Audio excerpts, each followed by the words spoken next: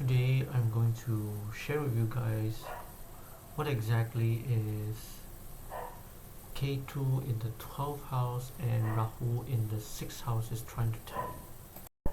So last time I verified the information, 12th house is the life lesson of right action.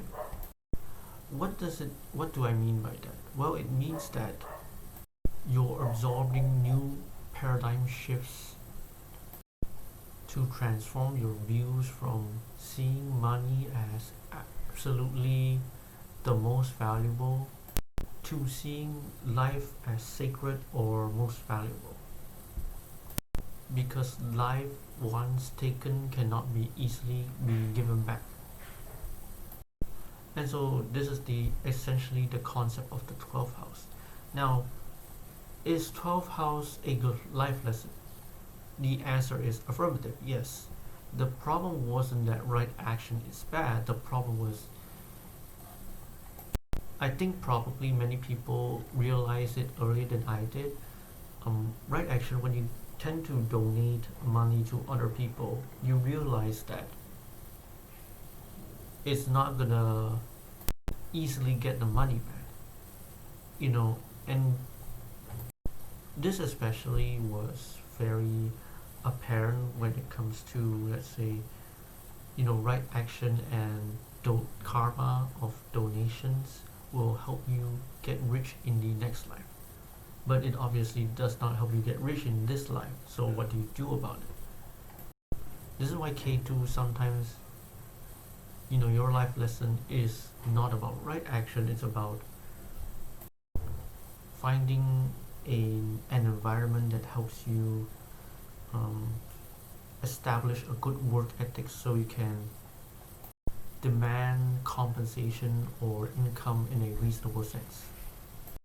Because obviously, with K2 in the 12th house, you tend to encounter a lot of opportunities when it comes to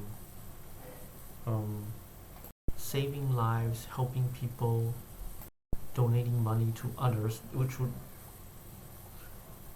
obviously is not always the case, but in more cases than not, usually ends up with the natives being a lot more poorer, because if you tend to donate too much, you tend to get too poor and not enough money left to fend for yourself. And to be fair, donating money and helping people, cherishing their lives is a very good concept. It helps with good karma to help you get rich, wealthy in the next life or future lives. And it also helps with tranquility about money, which helps with producing more wisdom. So that is a good thing. But the problem lies in you tend to deal with those opportunities way too much, so that you don't have enough money to fend for yourself. So this is important, that it's important that your life lesson when it comes to K2 in the 12th house is about balancing it with finding an environment that gives you a high work ethic, right? That gives you high self-reliance, so that you can, develop skills and to demand compensation in a reasonable sense. Basically, earn money, right? Get an income, right? Find something that develops your personal skills in a non-exploitative sense, because you already have that kind of non-exploitative quality. You just have to now find a ground that helps you develop your skills for earning a living or your livelihood. That's what the message is from the K2 in 12th house. Now, the Rahu in 6th house is not as relatable as something, the strong degree, such as something like the relationship between 3rd house and 9th house. These two houses can be strongly related in the sense, you can check out my Rahu in the 9th house and Ketu in the 3rd house video. But essentially, there are two ways of looking at Rahu in the 6th house. So 6th house can be split into two major different categories. One is the more um, very discipline oriented aspects of the discipline. It is like harsh treatment orientations of the discipline, and the other one is more like subtle sensory aspects of the discipline. For example, let's say the former. Let me use a few examples to describe what I actually mean. Why sixth house can be separated into two different major categories. The first category is more about fitness, routines, schedules, external discipline, bodily diligence when it comes to changing external behavior, pushing through obstacles physically, chores and order, etc. Whereas the latter group is more tend to be more towards memory, color sensitivity, color recognition, and rhythm, etc. So the first group can help you manage your emotions. Um, Not always effectively, because managing your emotions and regulating your emotions, that is tend to be the training of right effort, or putting your heart in the right place, right? But these um, external objects and tools such as chores, schedules, diligence, changing external behavior, physical behavior, pushing through obstacles physically, etc., can help you with managing your emotions. It's not, about directly noticing your mind and managing and regulating your emotions directly, but these things can help as a stepping stone. Whereas for the latter, the second group, the memory, color sensitivity, and rhythm, it's more about the inner rapture, and the rapture not depending on sensual objects or physical stimulation. And the latter group is especially very important to feed back into the Ketu in the 12th house.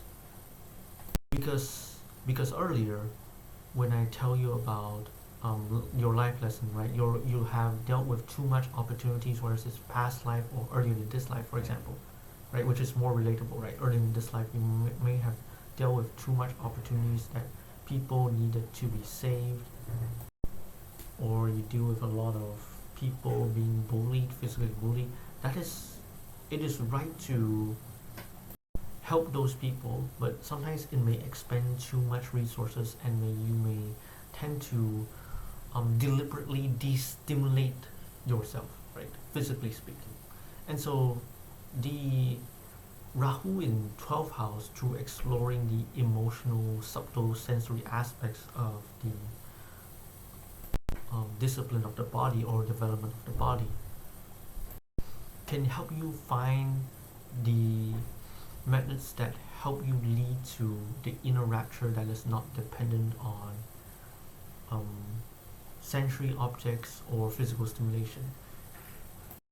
And yes, it is better not to depend on sensory objects or physical stimulation, but that doesn't mean completely abandon the emotion or inner rapture along with it. Because inner rapture and meditation and external rapture are basically the same thing, except one is less dependent on physical stimulation, and whereas the other one is more dependent on physical stimulation. The external rapture and external contentment, as well as the right based on physical stuff, physical stimulations, food and sensory objects, contrasting them to inner rapture, and where it is caused by meditation, right? And indirectly speaking, memory, rhythm, color sensitivity, etc. So exploring more of these options, how to develop your memory, color sensitivity, rhythm, can help you establish your external stimulation properly, and in turn helps you build a strong work ethic and healthy self-reliance when it comes to developing skills that helps you earn a living, which in order can help you feed back into the overflowing abundance of opportunities of rescuing people or animals who are bullied, right? because that will help you balance the expenses and income. I do not know what I do know what Chinese it's called, 收入 and 支出, right? Expenses and income. I just don't know if income is more important, right? But this will help you balance your income and your expenses, right? Because your expenses are good, right? They are spending in a skillful, wholesome place, which is to rescue people from, or animals from, being bullied or, right, physically harmed.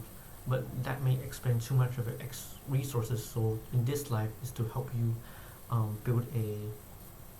explore a healthy sense of external stimulation, and to build a strong work ethic or self-reliance, or developing certain life skills or livelihood skills to earn a living, to support what is stimulating to you physically, so that you can balance the income earning for it to the expenses that you use to help rescuing people or animals from physical abuse.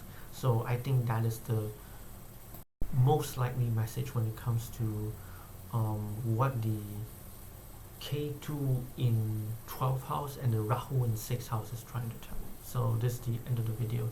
Thank you very much.